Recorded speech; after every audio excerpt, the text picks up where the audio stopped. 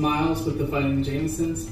I wanted to go ahead and talk with everyone today about something that gets asked of me fairly often, especially at our past two shows in particular, both at Indie Irish Fest as well as Get Shamrock Fest out in Marietta. And something that kind of gets asked of me just a lot in general, but came up a lot at these past couple of shows as well, was people kind of always ask me, how'd you get into accordion? And I kind of hear things a lot that are like, that just seems like such a random instrument to pick, or they make assumptions like, oh, well, you must be German, or it must run in the family, things like that. And it's actually kind of different, I guess, a little bit different, at least different than what people seem to expect.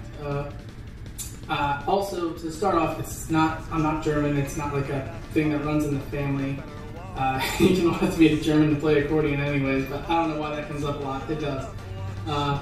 So it doesn't run in my family or anything like that. I have two older sisters. They play piano, but when it comes to accordion, it's not like my father and his father did it or anything like that. I'm a little bit of an oddball in that sense. In terms of like what got me interested in it and why I picked it, to back things up a bit, I actually used to play guitar a lot. I was in punk bands a lot as like a kid, like a teenager and things like that. And I mostly played in rock bands while I was growing up.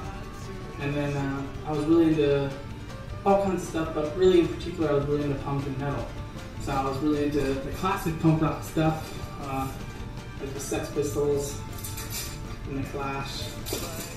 And then later on, over time, obviously I got into bands like Flogging Molly, and then even Go Bordello eventually later on.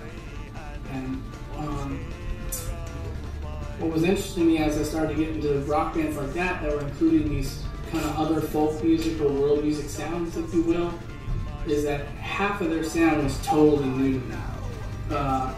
Obviously, like, their punk influences, like the Sex Pistols or the Clash or the Ramones or things like that, I was already very familiar with that because I'd grown up playing that on guitar and in bands and liking that kind of stuff.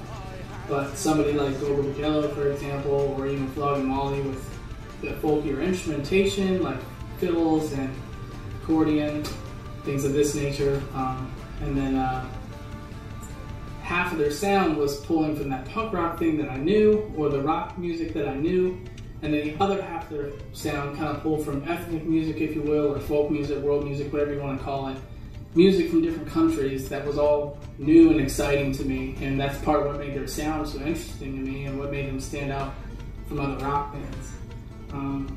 So what I kind of did, just out of curiosity sort of, was like bands like Flogging Molly, for example. They're kind of a rock band, but they also draw from Irish folk music. So then I got curious about Irish folk music and started checking out stuff like the Clancy Brothers. Mikey will tell you he loves the Clancy Brothers. And then it just kind of continued from there as I got into bands like Go Bordello. They were kind of like pulling from various styles of European or Eastern European, and as well as Balkan music. So when it comes to Balkan music, you know, I started checking out stuff like this, which is like Romanian folk music. And then over time, if you checked out kind of like the rock influences with their folk influences and kind of the way they like carefully crafted those two influences together to, you know, emulating a little bit, but also being original on taking those influences and sharing it into something new. That's kind of what made them so special and so different from everything else that was around.